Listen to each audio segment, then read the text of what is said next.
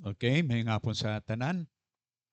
We praise the Lord again for this time nga makatigom kita din hino aron nga makaisa sa ato kasing-kasing sa pagpainumdum sa ato nga may Dios kita nga dapat saligan kag tuuhan sa aton kinabuhi no nga siya mo magatabang sa tanan nga mga butang no nga nagahitabo sa ato.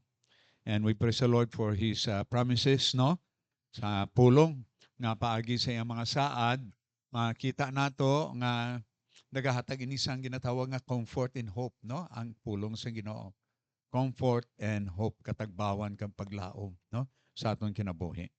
But this time I would like to share to you ang pagkahinungdanon no sa pagkaimportante sang aton nga ginatawag nga unity nga mga Kristohanon no. Unity sa pagkinabuhi nato nga mga Kristohanon bilang isa kita kay Kristo no.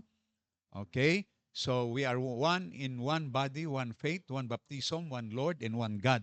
Kana ba? No? Nga gin-emphasize to emphasize a point of sang ginatawag naton nga unity of the believers. No? Okay, nagaisa kita sa Ginoo. Kag kung may isa pa ka-importante nga element of unity, no? In order to experience harmony, no? Sa kinabuhi naton nga mga Kristohanon, importante ang ginatawag nga harmony, no? Okay. So, it's possible that there is unity, but there is no harmony. Okay. What is the problem of harmony? It is a problem of relationship. Problema sang relasyon, no? There will be no real harmony if there is no right relationship. Importante ang ginatawag nga relationship. Kag kini nadepende ini sa ato nga mga Kristohanon, di ba? Nadepende ini sa ato Kristohanon. Okay, magamal kita nadepende sa ato nga Kristohanon, gina-define nato ng ato nga pagtuo ba? Ato nga pagtuo sa kinabuhi naton nga mga Kristohanon. Unsa man ang aton nga pagtuo being a Christian, no? Now, luy ko maghatag sini nga kamatuoran no kung paano ma-establish nato kag ma-maintain ang maayong relasyon sa matag usa nato nga mga Kristohanon no bilang isa kita kay Kristo. We are in one body no in Christ. Okay. So ang akon lang nga ihatag nga pangunahuna no a good thing to remind you nga bilang kita Kristohanon we have to stay good. Stay good. Okay.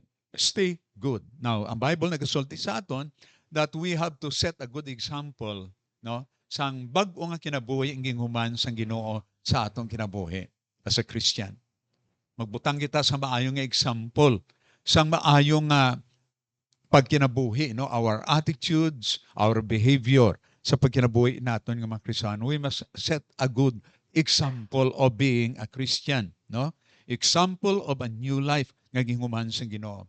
To the point nga ang Bible nagasulti sa ato nga as much as possible as lieth in you, live peaceably with all men. No? Kana ba? Live peaceably with all men as much as lieth in you. Ang buti pasabot ka na, as long as you can do, no? At as long as you can hold on, no? Let's live peaceably with all men, no? That's why ang Bible nagasulti sa aton nga ang Kristohanon is a peacemaker. Kana ba? Peacemaker, hindi sa troublemaker. Kita nga mga Kristiyano, of course, ang troublemaker, it's part of the old nga pagkinabuhi natin, di ba? But kung kita Kristiyano na, we must peacemaker. Kag ang Bible nagasulti sa aton nga seek peace and pursue it. No, padayuno ninyo. Pursue it, no? As much as possible, no?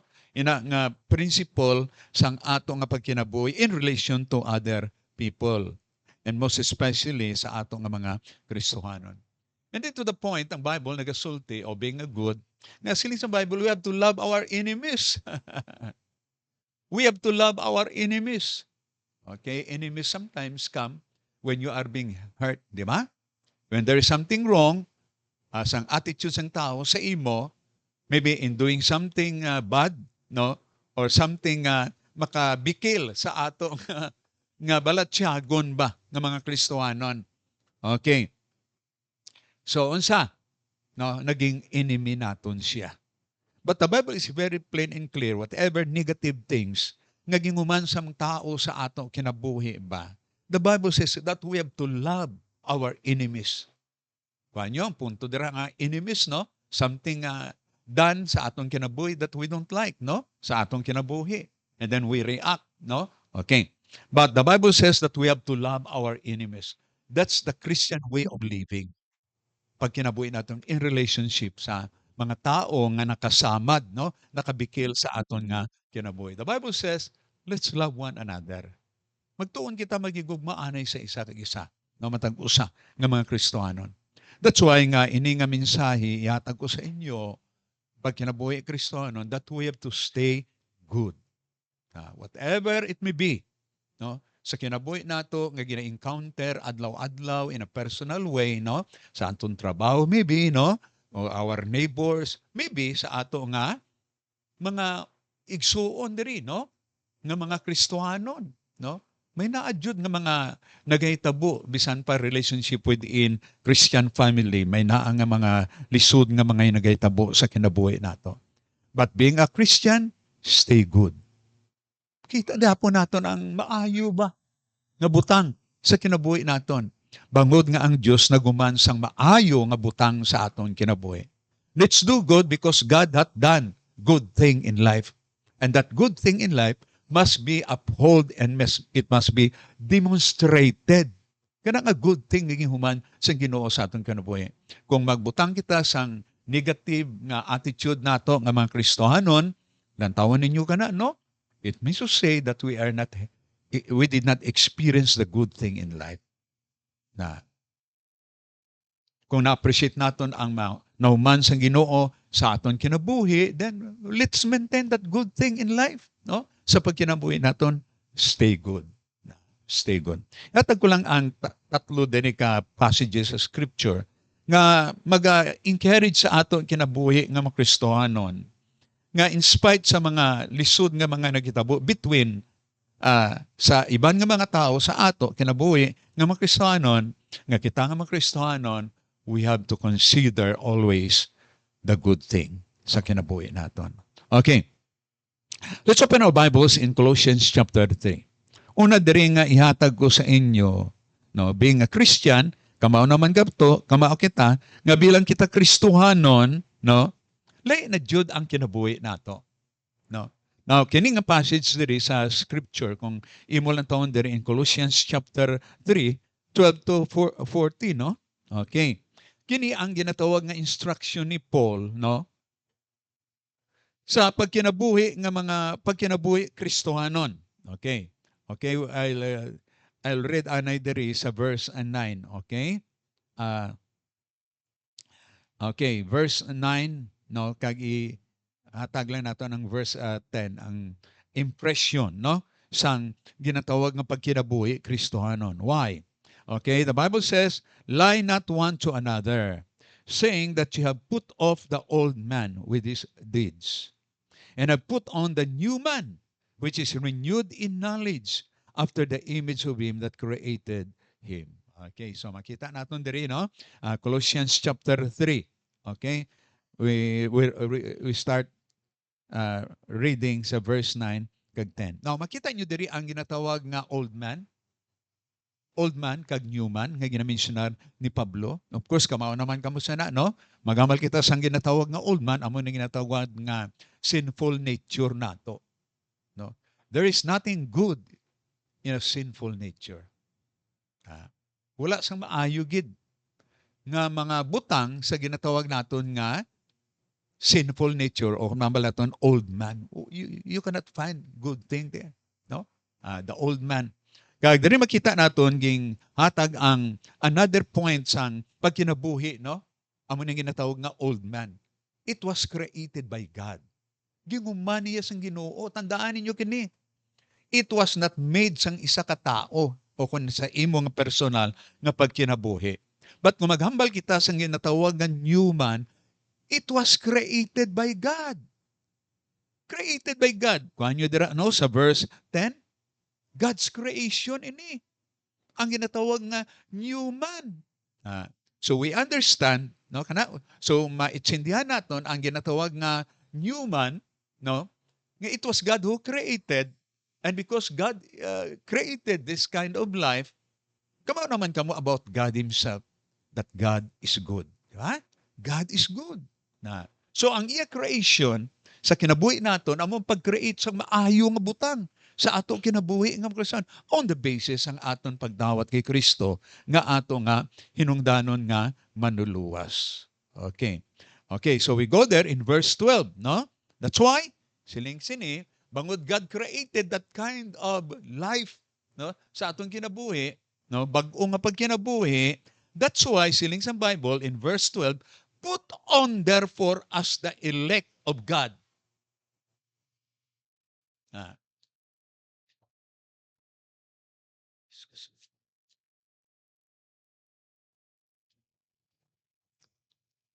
Put on therefore as the elect of God. Okay, it means to say, ang put on, it means to say, you have to have that kind of life in you.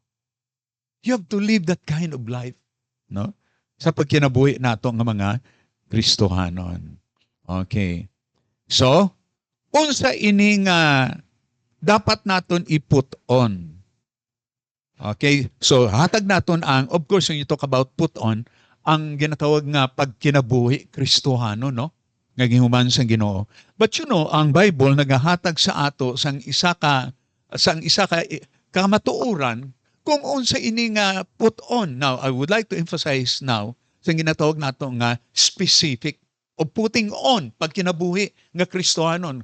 Unsa man nga klase nga dapat naton iga kinabuhi, no? I-put on naton.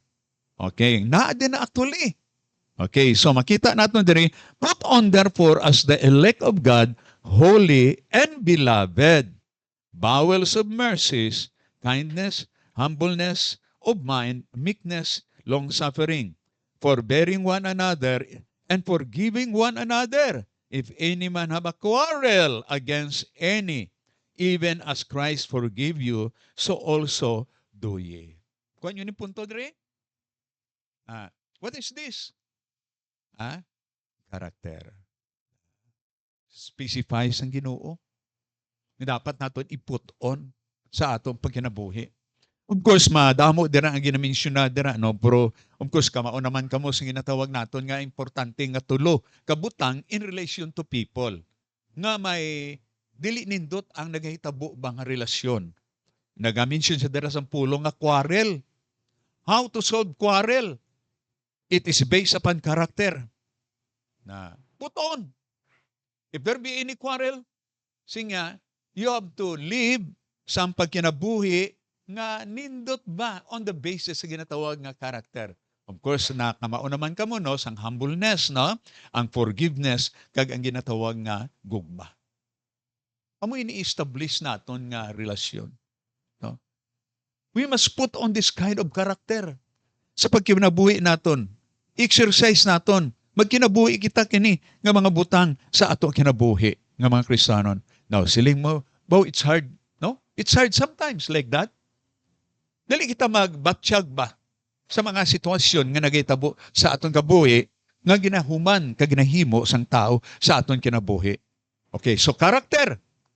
But I would like to say this, you can do it. Una, nakadawat ka kay Kristo. But ini nga pag-exercise sang ginatawag nga maayo nga batasan, no, sa kinabuhi naton in relation to people nga hindi maayo sa aton kinabuhi, it is not your own way. It is through what? The Holy Spirit. Kanya ang punto na? You know, kita nga tao, suplada kita. Dali lang kita batsyag sang negative nga mga butang sa ibang nga tao. But being a Christian, no, siling sa Bible, we have to put on this new life, no. Kag ining new life nga gina-specify sa kinabuhi nato, amo ang ginatawag nga karakter. Na karakter sa pagkinabuhi naton. And sometimes, you know, character is hard to display, no? Budlay ba? No, ilabi na gid kay you are being hurt, no? Budlay mag-exercise ng maayo ng mga butang. But I would like to remind you, character is the fruit of the Spirit. Namdaman nyo na, no?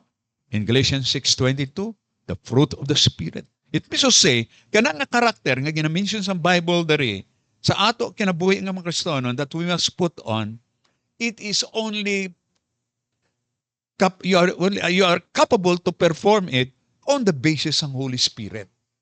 Holy Spirit lang ni makatabang sa ato. Nga bisan daw dili naton ma-carry on ang sitwasyon sa atong kinabuhi in relation to other people, but it is the Holy Spirit nga mo magaguide kag magatabang sa ato. Nga we have to exercise kini nga karakter in spite sa mga butang nga dili nato nagustuhan nga ginhuman sa iban nga tawo sa aton kinabuhi. Kano ba? So this is what you call kini nga passage ang scripture, no, sa pagpinumdum sa ato,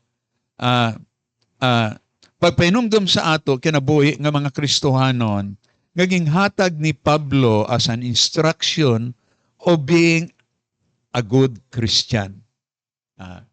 Stay good. Stay good always. No? Okay. After this, ihatag ko another passage of scripture. So si Pablo nagahatag sang instruction sa pagkinabuhi Kristohanon. No? Ang aton experience sa Ginoo, naging human sa Ginoo sa atong kinabuhi. Now, kung magbukas ka mo sa inyo Bible dira sa Philippians chapter 2, ini naman nga passage of scripture, we are talking about stay good, no, in spite sa mga tao nga dili nindot sa ato pagkinabuhi nga mga Kristohanon, no? Okay. Unsay ni?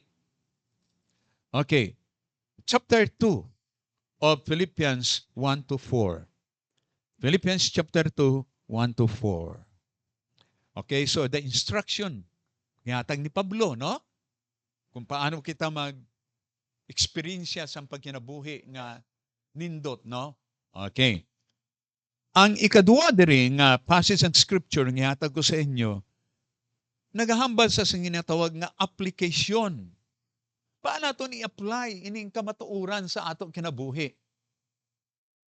The good things nga human sa Ginoo, ining karakter nga human sa Ginoo sa atong kinabuhi, paano naton ini resolbaron? Okay, application, di ba? Okay. But the application is on the power and force of the Holy Spirit sa atong kinabuhi, not you. Kaya kung ikaw lang, dili mo mahuman ang maayong nga butang, di ba? It is only through the Holy Spirit that is in us. Okay. So here is the application. Now, gingamit ko ang pulong application. Kaya sa libro diri sa Philippi, may problema. Of course, ang Book of Philippi, amo ini ang libro nga very close sa kay Pablo bala nga mamalaton nga sa iya nga kasing-kasing. Kung paano siya nag-a-address ang iya pagsulat sini, nag-a-address siya sang iya nga maayo nga kabubuton ba, maayo nga balatyagon diri sa iglesia sa Philippi. That's why ginatawag ini nga very cordial siya. No? Masa? Ha? Ang pagbati iya. No? Nindot ba? Okay, now. May problema diri. Pagsulat siya sini, bisan pa maayong pagbati iya sini sa mga Kristohanon sa church at Philippi, but you can find here, nga makita naton din nga ini may problema. O sa problema diri? Okay, that is in chapter 4, verse 2. Okay, what is the problem there? Okay, sa verse 1 kag 2, no? Therefore, my brethren, dearly beloved. Kuha nyo dang iyang balatyago, no? Okay, and long for my joy and crown. So stand fast in the Lord, my dearly beloved. I beseech Euodias and I beseech Syntyche that they be of the same mind in the Lord. May problema ang simbahan. It's a problem of relationship. Sang may duwa diri ka problema. We do not know what is the problem here, no? Naging sulti ni Pablo that they must be of the same mind, no? Na mag-isa sila pangunahuna in the relationship with each other. May problema. And the problem, we do not know the problem ng misuna diri. But si Pablo nagsulat, nag-appeal siya diri. No? Nag-appeal siya ba? Sa pagpainumdom sang nindot nga relasyon between two believers. Believers ini. problem, no? Sa ilang kinabuhi. So makita naton diri ang ginatawag nga pagsulti ni Pablo trying to apply sang nindot nga pagkinabuhi in spite nga may problema ang Church of Philippi between two believers diri nga makita naton. So ini nga passage sa scripture nagatawag siya sang ginatawag nga reconciliation.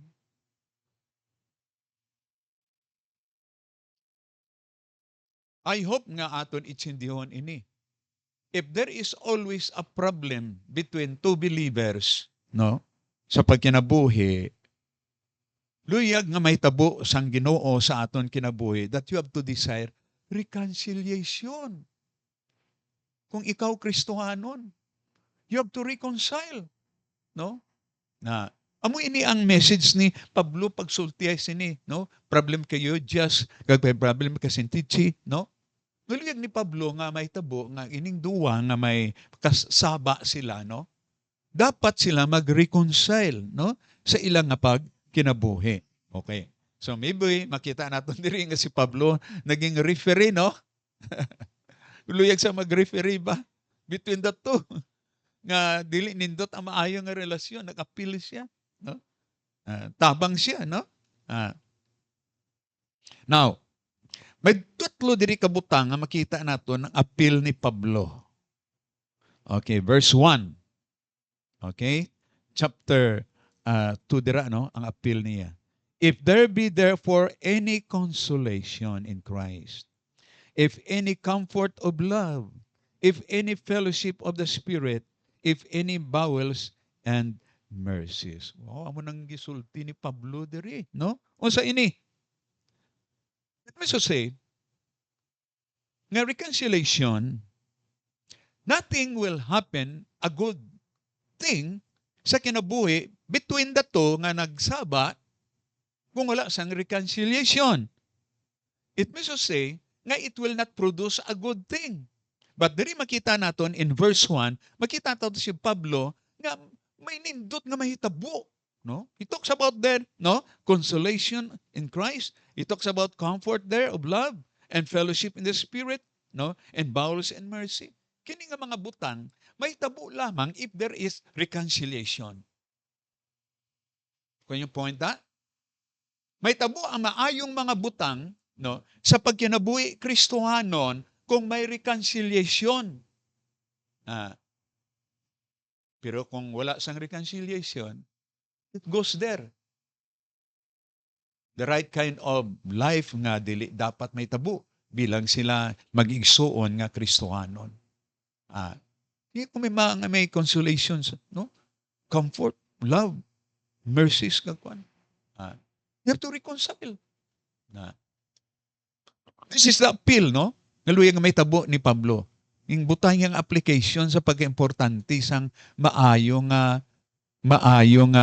batasan to stay good.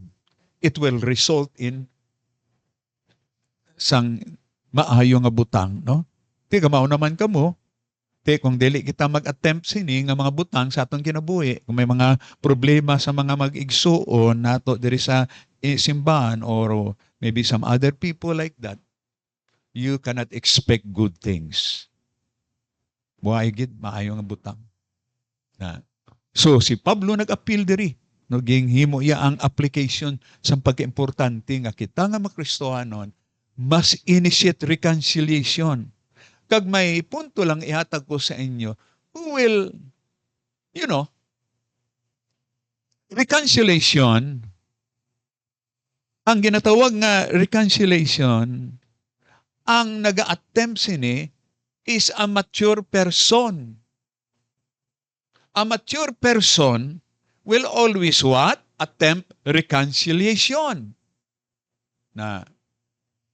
Kana ba?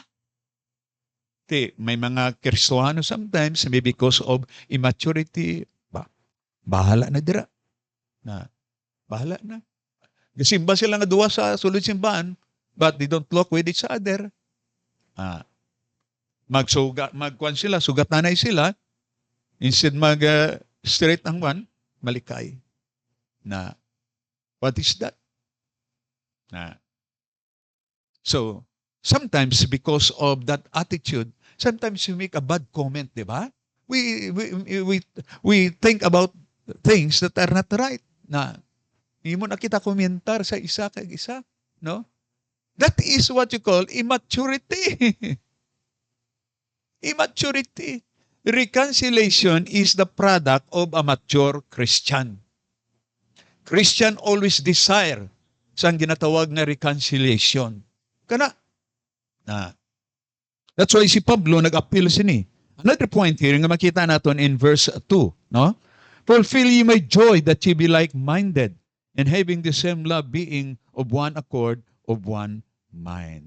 Okay, another appeal diri ni Pablo, no? Makita natin diri,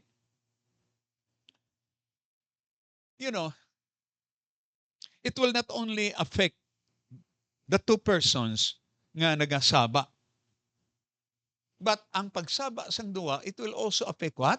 Other people. Have you ever realized it? Kag ang isa nga napiktuhan diri, kung imo i-analyze ini nga sentence, no, sa verse 2, asa si Pablo? Nagbatsyag man. No? Nagbatsyag si Pablo because of the problem. That's why siling niya, sige, fulfill ye my joy that ye be like-minded, having the same love, being one accord, of one mind. Wala na lipay si Pablo. Malipay lang siya kung makita niya nga ang mga ining duwa diri nga may problema, may reconciliation, no? Sila pag kinabuhi, no? Malipay. Sige, fulfill ye my joy. The desire of Paul nga makita kining duwa nga may ginatawag nga reconciliation. Sila nga pag kinabuhi. I would like to say this. Sometimes, kami nga mga pastor, apektado kung mga membro sa simbahan nagaproblema. We're also affected by that. We are affected kung may mga problema. No? If there is a problem there sa church, ang pinakamalisod nga problema sometimes sa simbahan is a problem of relationship. Because ang ginatawag nga relationship problem sa simbahan, it will affect sang simbahan. Kung dili maayo ang relasyon sa mga Kristohanon sa sulod sang simbahan, it will really affect the church. How can the church move freely? Ang isa kanindot nga mark of a good church ng isa ka simbahan is a joyous church. There is joy. Kung wala gani ang joy ang simbahan, that is not a good church. We talk about relationship here. Wala si joy. No? So, that's the concern of Paul. Nga ang problema, mag-create sang hindi maayo nga mga butang sa pag-alagdan sa Ginoo. It will affect the ministry. Tandaan nyo na, no? Okay. So, diri makita nato ng appeal ni Pablo, no? That let's have that unity with each other. Nga ang unity nato ng mga Kristohanon will also give joy to other people. Especially si Paul nga nag-emphasize ini na fulfill ye my joy, sila ni Paul. Okay, another, nga makita naton diri sa verse 3 and 4. Let nothing be done through strife or vainglory, but in lowliness of mind let each esteem other better than themselves. Look not every man on his own things, but every man also on the things of others. Okay. When you talk about reconciliation, ang appeal ni Pablo na i-apply ang maayo nga pagkinabuhi, isa ka prinsipyo, considering one another. If you only think of yourself, lisod. But this passage of the scripture, nagasulti sa ato, no? But every man also on the things of others. Don't think of yourself. Think of others. Inumdum natin iban ba? No? Kini ang maayo nga pagkinabuhi, no, nga mga Kristohanon. We have to stay good. Be not only concerned of yourself, because there will be no right or good thing that will happen kung you are only thinking of yourself, saying, I am right. I have not done wrong. Kana bang sometimes like that, no? You try to make an excuses sang imo nga self ba, no? that you stand for right, for good. I have not done wrong. No. Sa pagkinabuhi natin, sometimes like that, you are always thinking of yourself. But the Bible says, think about those people nga na heart. Sabagay, ang reconciliation, kung imo lang taon sa Bible, ang prinsipyo sa Bible, ikaw nga wala na heart, ikaw ang una magkadto didto for reconciliation. That is in Matthew chapter 18. Na those people being hurt, don't expect them to come to you. But the Bible says, you nga wala ka ma-heart, ikaw kadto didto, you go there to that person and talk to him or her about your problems if nga naitabo sa inyo nga kinabuhi between two. The Bible says, let's bear one another's burden. Not only to consider yourself, kung i-consider mo, there will be no reconciliation of thinking of your own way sa problema. Think of others.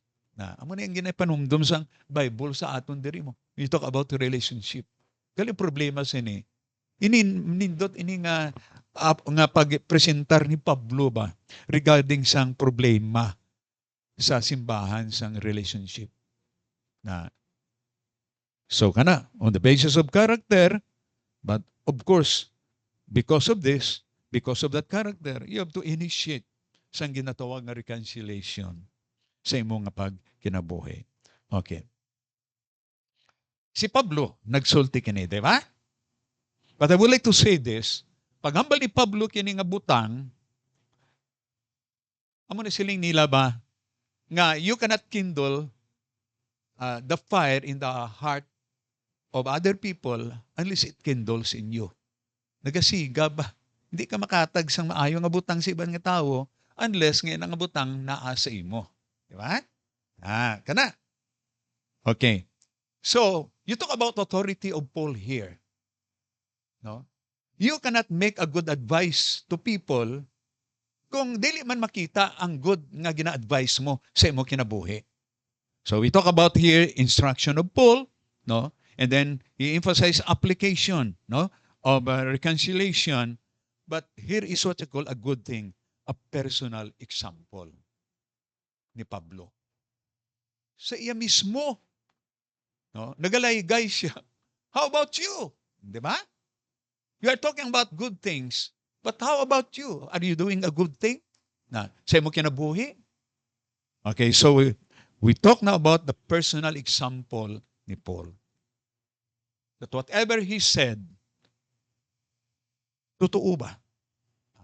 Totoo. You know, ang basis ng maayong mga butang na ginatudlo ni Pablo is on the basis na makita sa kinabuhi. On the basis nga makita sa kinabuhi. You can only influence people sa imo kinabuhi if you have that good leadership nga makita man sa imo kinabuhi of what you are doing right. Okay, let's go. Open your Bibles now in Ephesians chapter 4, 1 to 3. Antaw nyo diri. Ephesians chapter 4, 1 to 3. Okay? 1 to 3. Okay. Basahan talang ini, no? 1, 2, 3 lang. I, therefore, the prisoner of the Lord, beseech you, that ye walk worthy of the vocation wherewith ye are called, with all lowliness and meekness, with long-suffering, forbearing one another in love, endeavoring to keep the unity of the Spirit in the bond of peace. What is this passage of Scripture? He emphasizes sang relasyon. Maayong relasyon. Okay. But you know, kamao naman kamo si Pablo, isa ka tao nga nagahatag sa maayong mga advices, no? Ano naton ma-establish ang pangunahuna ni Pablo that he is really doing the right thing and he's acting the good thing sa kinabuhi for others. Makita ini sa personal niya nga pagkinabuhi. Example sa iya pagkinabuhi na that's why yung Bible nagasulti sa aton, be thou an example to as a believers. As a believers. Diba? Kaya kita mga Kristohanon, maghatag sang example sa aton kinabuhi, no? Of what we ever say or whatever we do, or whatever we try to emphasize, especially the good things, kinanglan makita sa aton nga ato kinabuhi. O sa kining example ni Pablo. Now, pagsulat ni Pablo sang Book of Philippi, nagsulat siya sang sitwasyon sa iya kinabuhi. He was imprisoned. The prisoner of the Lord Jesus Christ. Pagsulat siya ni Eder, bala nyo kaduwa mapriso si Pablo no sa iyang mga eksperyensya. Either sa first imprisonment niya naging sulat ini sa Philippi or sa ikaduwa niyang imprisonment. As much as possible siguro base first or second imprisonment, but what is more important there nga makita naton ang iya nga luyag nga mahitabo no sa pagsulat niya. Tandaan niyo no, he was in prison. And when you are being done something wrong in your life, you know, depende. What is your reaction? Kinina, priso siya eh. So, maybe ang natural nga reaction when you are being imprisoned, you have to express negative things, di ba? Imprison ka mo. You're being done something wrong. Gingyumuan ka sa hindi maayo ba? So what is your reaction? Kay priso ka. So sometimes ang reaction lahi, no, negative, no? Nga reaction. Why like this? You bad people. Naghimo ikaw sang reasoning. Maybe possible nga you have done wrong, but basically kamao naman kanamao dere nga si Pablo was in prison. He did not done any wrong. No, wala sa maging himo nga sala, di ba? Just for the sake of preaching the word of God, no? Like that. Ging priso siya.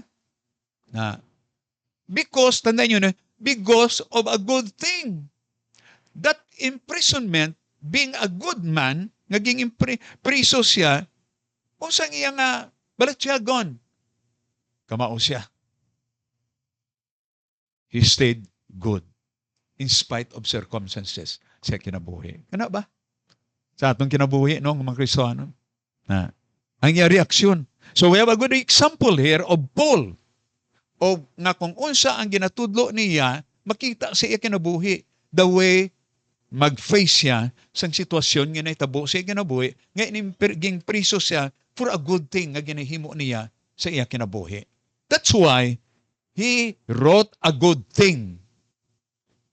That kind of feeling sa iya reaksyon sa pagpriso sa iya, makita mo, ngaging expression Japon ini. Unsang expression dira nga makita nato, no? Di ba? Unsang expression dira nga makita naton? In Ephesians chapter 4. Okay, so ang iyang expression, amo man Japon, no? Kuha nyo dira. Okay, sining niya, with all lowliness and meekness, with long-suffering, forbearing one another in love, endeavoring to keep the unity of the Spirit in the bond of peace. Nami nga balatyagon, in spite of circumstansya, ngitabo sa ina. No, he was still willing to extend the good thing na dapat ipossess sa mga Kristohanon sa Philippi, especially the two nga nagasaba, no?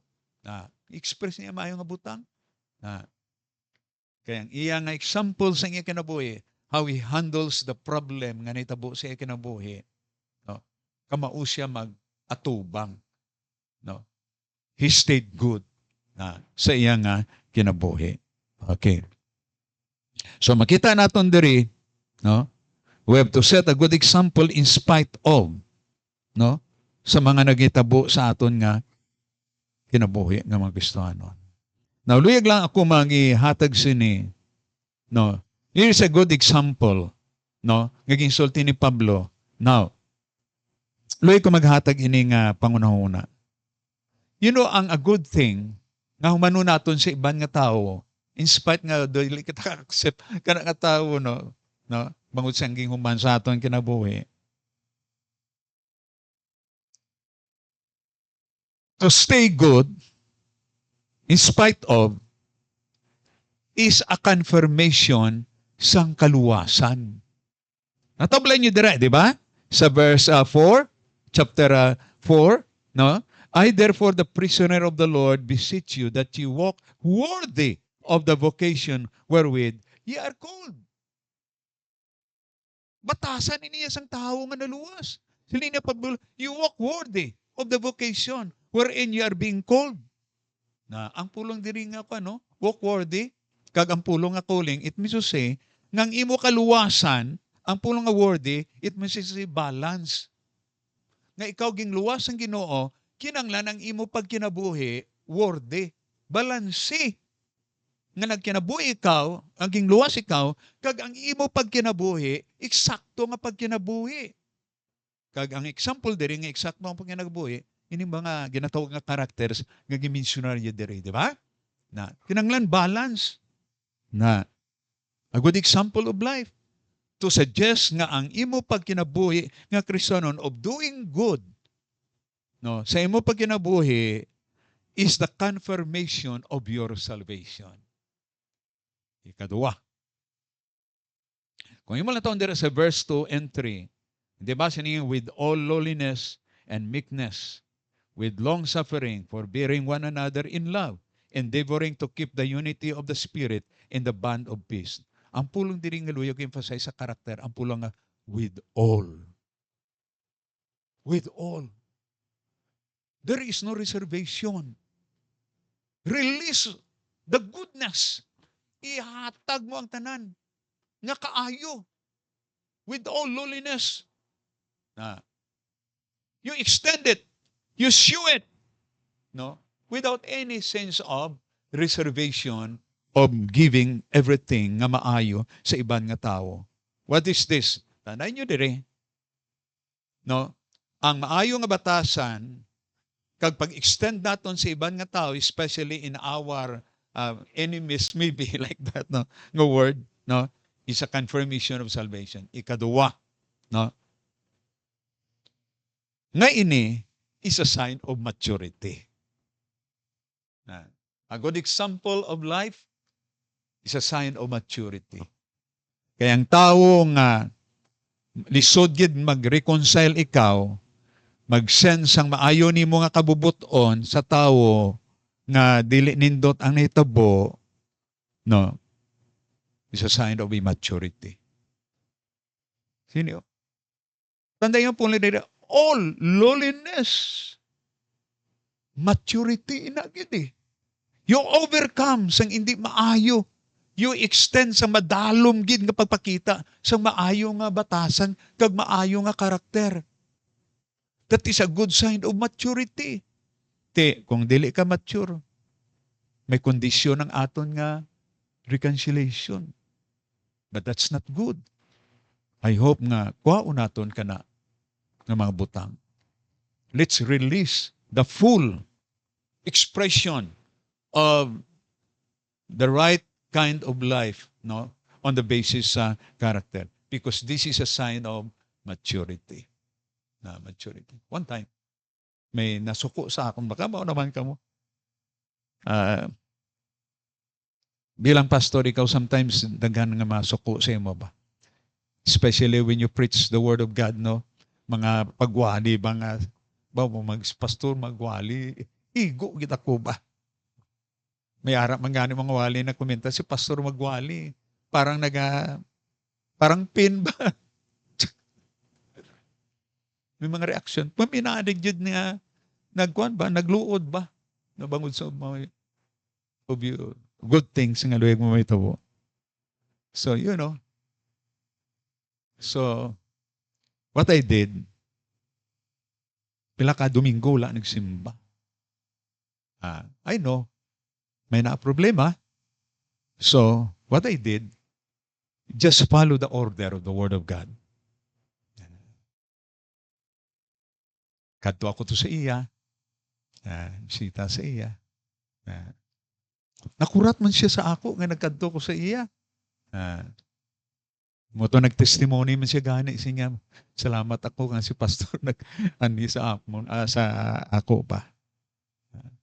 I go there and talk to her. Storya sa iya. That's a good thing. Stay good. Okay, kabayang Ginoo panalangin kini nga kamatuoran sa pagkinabuhi naton nga Makristiyano, no? So we have to be a good Christian, no? In whatever situation nga nagahitabo. Okay, we'll go to our prayer time.